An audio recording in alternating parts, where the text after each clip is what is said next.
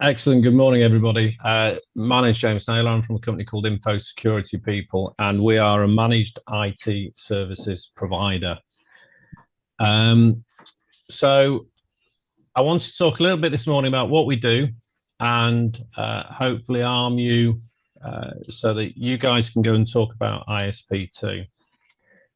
I'm not a great fan of slides about myself, but with regards to the business, we've got over 30 years experience. We've worked across multiple sectors, including central government and the police.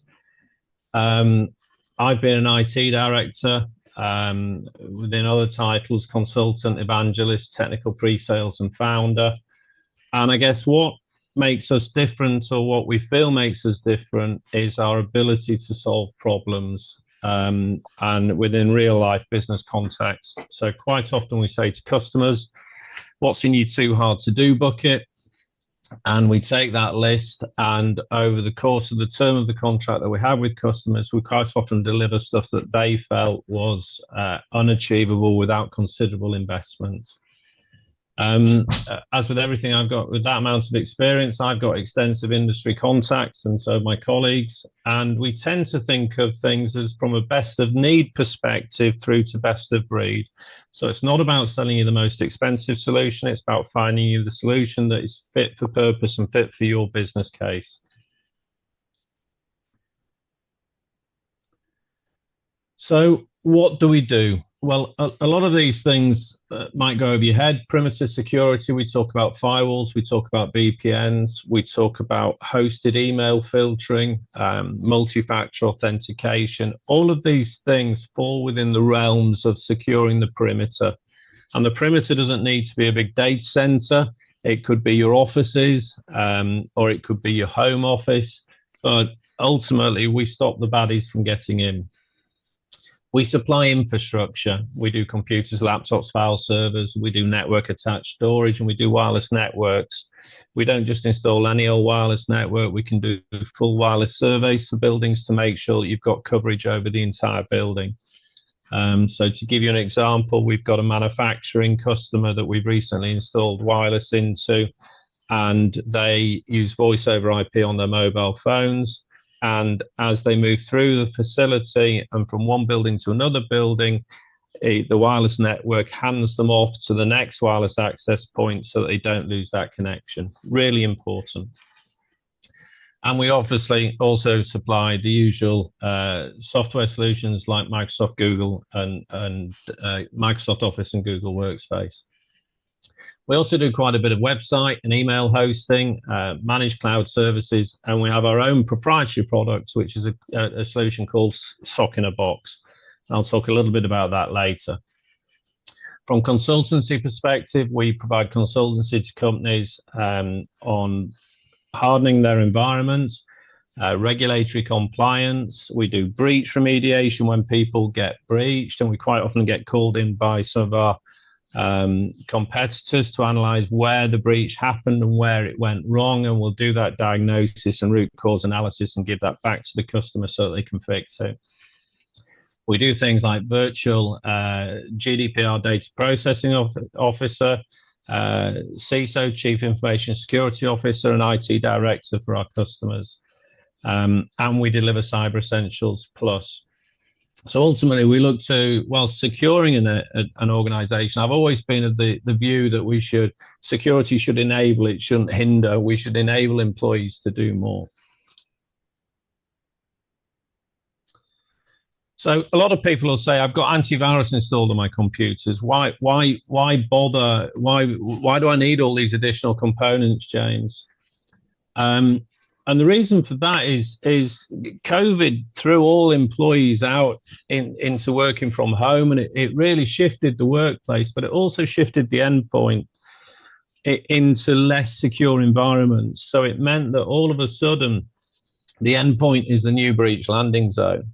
And what we find is that hackers are now targeting endpoints more than they are data centers. So what we find is that the reasons for this is people are the weakest link at the end of the day. But we also find that operating systems are more vulnerable. I'm sure if I did a straw poll amongst the people on the call, several of you would still be running Windows 10.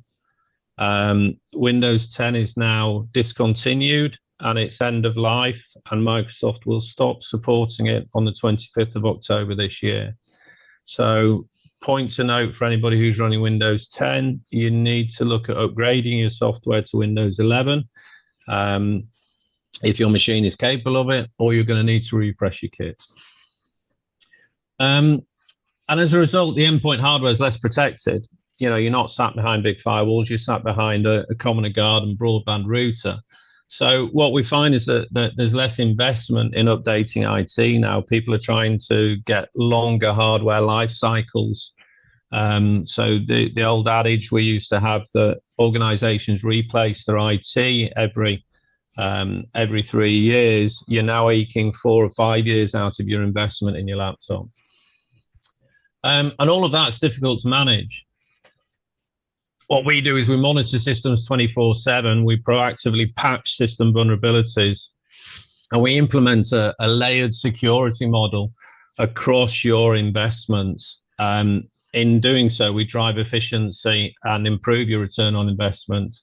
And we're not hindered by geography at the end of the day. We manage kit the length and breadth of the UK, we manage kit in Europe, and the furthest kit we're actually got under management is in Australia. And we have a unique data lake model. So what we do is we take, every time you do something on your endpoint, on your computer, such as log on or log off or enter your password incorrectly, it creates an event on your computer, and we suck all that up into what we affectionately call our cloud data lake. And then what we do is we run a number of visualizations and insights against it. We've got some AI working in the back end. And sometimes we can automatically remediate faults that we find. But what it gives is it gives a level of visibility you don't get with a normal antivirus solution. So we're actually monitoring your systems 24/7. This is our proprietary platform. And it's not just smoke and mirrors. If we consider software subscription models, hackers target software because, again, people are the weakest link. Outdated software is vulnerable. Not everybody wants to invest in a Microsoft subscription model or keep the software up to date. And so what we find is that it becomes a real hacker's playground if they can find a vulnerability in the software that you're using. Adobe Acrobat's another great target. What we find is that will compromise a machine. It will give the hacker the first entry point into their environment.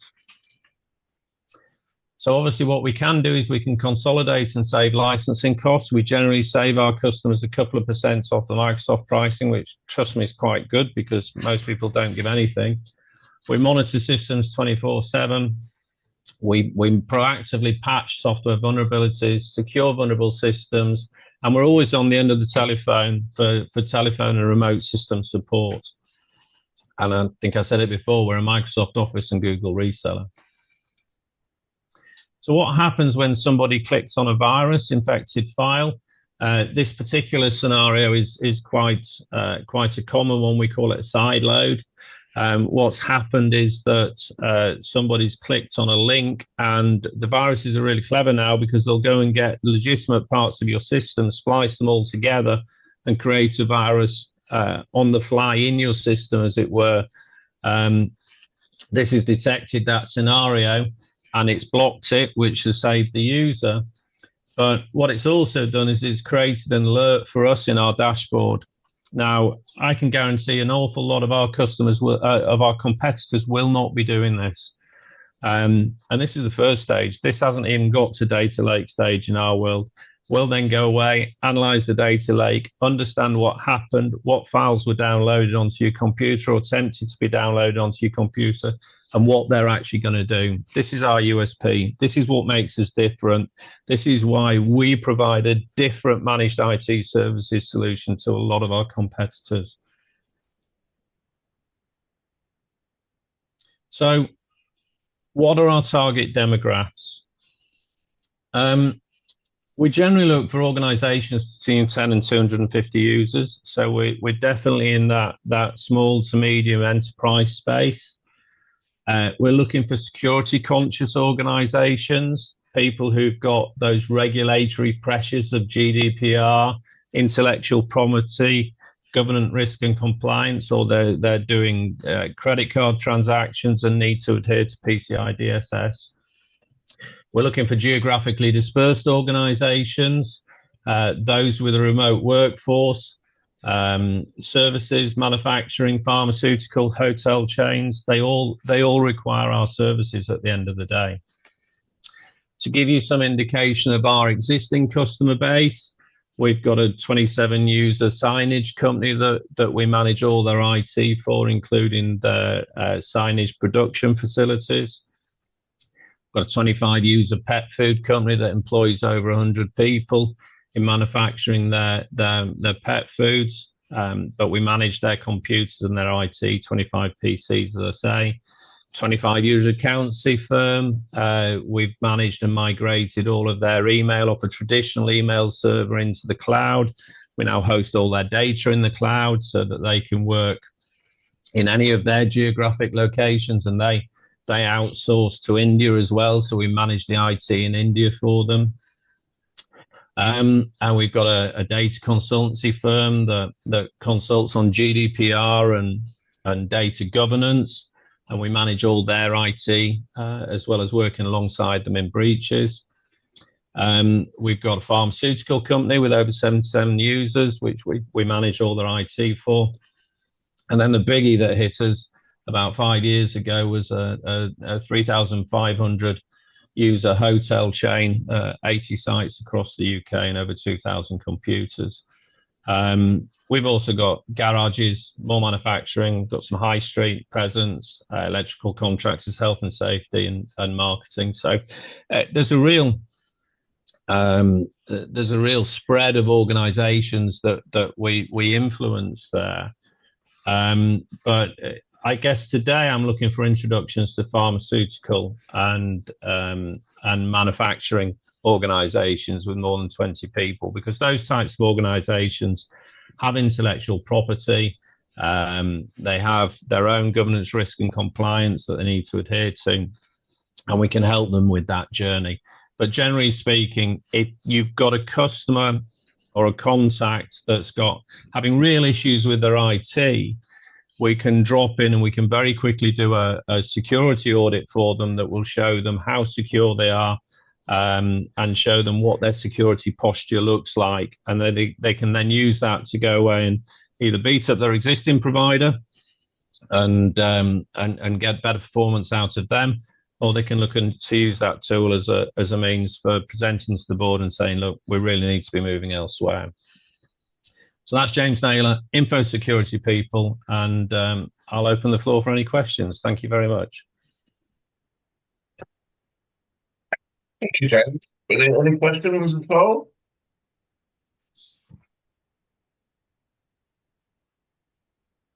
I think that just kind of made sense. Cool. Excellent. Well, in which case, that's 14 minutes, Lisa. I'll give you 6. Thank you. Your audit then, how does that work? Do you go in and see them, or is it something you do remotely? Can you do that? Yeah, what we can do is we'll send you an email link to download what we call a shim. Mm-hmm. Users install the shim to their computer, and within 30 minutes we have a complete audit of their system, their security posture, what patches they're missing, what security vulnerabilities exist within the machine, what configuration errors there will be on the machine, and we can present that back to the customer in quite a detailed format to say, look, here are the gaps, here's where your current provider is failing you, or here's where you need to sharpen up your act and improve your security posture. And does that have a cost attached, or is it something, a free service you offer? I'm happy to offer it free to any introductions. As I say, we install it remotely, and at the end of it we can back out as well, which takes us about 15 minutes, and it's seamless. They don't know we've left at that point, but obviously it uninstalls all the software and backs out. Is that a no-brainer? Yeah, I think so. Yeah. I mean, don't get me wrong. If you're presenting it to a chap who thinks who's trying to cover himself, an IT manager who's trying to cover himself, he's not going to be very happy to let you into the systems. But somebody who's genuinely wanting to benchmark their IT, and then absolutely. I mean, we tend to find that support from the C-suite, from the executive suite, is the way to drive these things forward. And we install it and very quickly give them the results, and then back away and let them, if they want more engagement, we're happy to talk them through it. And if they just want to digest the results in their own time, then fine, fill your boots. I had recently on a seminar, and they were talking about something I hadn't really considered, being micro business. It's not just about what happens when your IT goes down, the impact on your day-to-day trading. It's your reputation, isn't it, of your customers, and you have to let them know there's been a breach. Will they ever trust you again? Mm-hmm. Yeah, and it's a real problem. If you think, if you get hit by a ransomware attack, there's a reason why it's causing Marks and Spencers and Co-op so much grief, because it can take quite a while to get the hackers out of your environment, because they leave lots of back doors. It's much better to prevent it from happening, because breach remediation is incredibly expensive. A large proportion of the estate will need to be rebuilt from scratch, and that generally takes an hour and a half to do that rebuild per machine. So you start mounting up the hours and the costs, and it's very easy to see. I think there was a stat recently: 60% of all businesses who suffered a major breach will go out of business in the 12 months following that. There was a very public scenario, I think it was 2 years ago. There was a transport company with over 700 employees that went under within 6 months following a breach, because it just crippled them financially. All their banks reneged on the loans and called them in, and it literally put them out of business overnight. So you do need to be very cognizant of the fact that prevention is better than cure. Thanks, Lisa. James, what are we looking for with your prospective customers? Are we looking for not happy with the service, or they're growing quite rapidly and their IT systems can't cope and they need to speak to you? What we're looking for? Well, I'd say both of those scenarios are a fit, Dave. What we tend to find is that we go on a journey with our customers. So I look at every customer on a 5-year life cycle as a very minimum point. So we look at landing, managing their IT, settling everything down.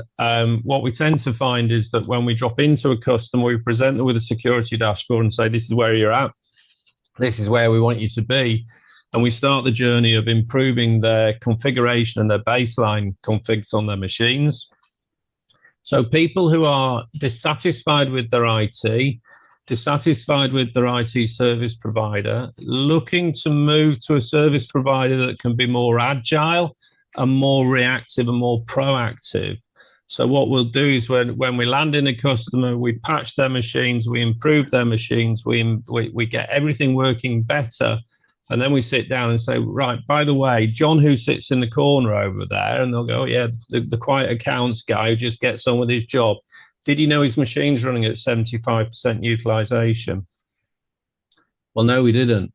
Well, if you were to give him a new machine because it's 7 years old, you'd probably find his productivity goes through the roof.